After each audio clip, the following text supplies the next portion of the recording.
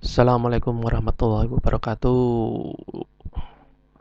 Kembali jumpa dengan saya dari patasuara.com.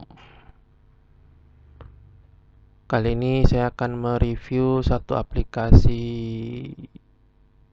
kelola data konstituen tapi yang versi offline ya. Jadi tidak terhubung atau membutuhkan koneksi internet ya. Jadi bisa lebih efisien dan mungkin lebih cocok untuk daerah atau wilayah yang koneksi internetnya kurang bagus ya, mungkin di pelosok-pelosok gitu.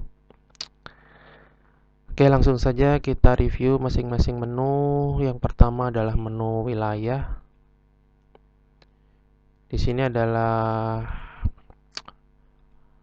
data untuk dapil ya. Jadi untuk dapilnya ada kabupaten, kecamatan, kelurahan sama jumlah TPS ya.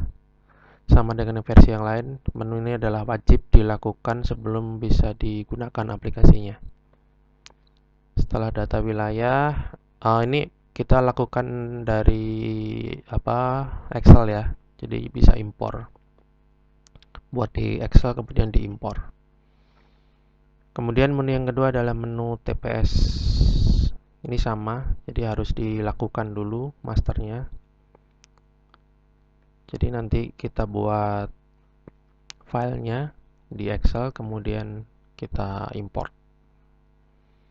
Yang kemudian adalah data pemilih atau data DPT ya. Data DPT ini kalau kita punya filenya, jadi kita bisa import ke sini.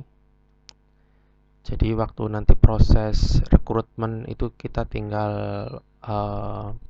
panggil saja nicknya ya. Kemudian ada proses rekrutmen. Di sini adalah proses untuk memasukkan data pendukung atau pemilih ya. Jadi dari data DPT tadi kita panggil nick mana yang sedang mau kita masukkan ya. Jadi kita bisa masukkan, kita cari nicknya di sini, kita masukkan. Kemudian ini juga bisa dilakukan secara manual, jadi ketik nicknya, kemudian cari, atau bisa juga langsung import dari Excel ya. Jadi bisa lebih cepat kalau dari Excel.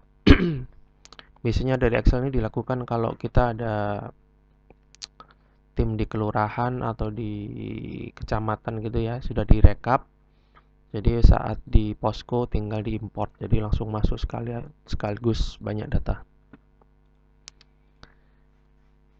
Yang berikutnya adalah menu Pokar. Pokar ini bisa dibilang kalau untuk partai politik yang lain itu adalah koordinator kecamatan ya. Jadi koordinator kecamatan ini hanya istilah saja.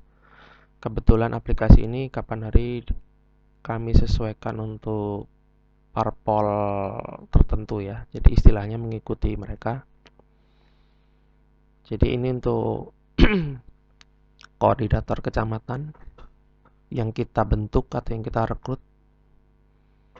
Kemudian karakter des. Kalau karakter des ini adalah koordinator kelurahan lah ya. Jadi ini kelihatan karakter desnya ini kemudian direkrut oleh siapa. Pokarnya ini adalah yang merekrutnya. Jadi koordinator kelurahan direkrut oleh koordinator kecamatan ya. Ini detailnya. Ada alamat RT, RW, dan TPS. Kemudian ada lagi menu Damas Tergal. Kalau Damas Tergal ini sampai ke level pemilih yang ditampilkan ya. Jadi ada Pokar atau koordinator kecamatan, karakter des atau koordinator kelurahan, dan pemilih. Pemilih ini adalah yang direkrut. Jadi terstruktur ya. Pokar memilih karakter des memilih pemilih. Kelihatan di sini nanti datanya. Kemudian selanjutnya adalah menu rekap. Kalau rekap ini adalah secara keseluruhan ya.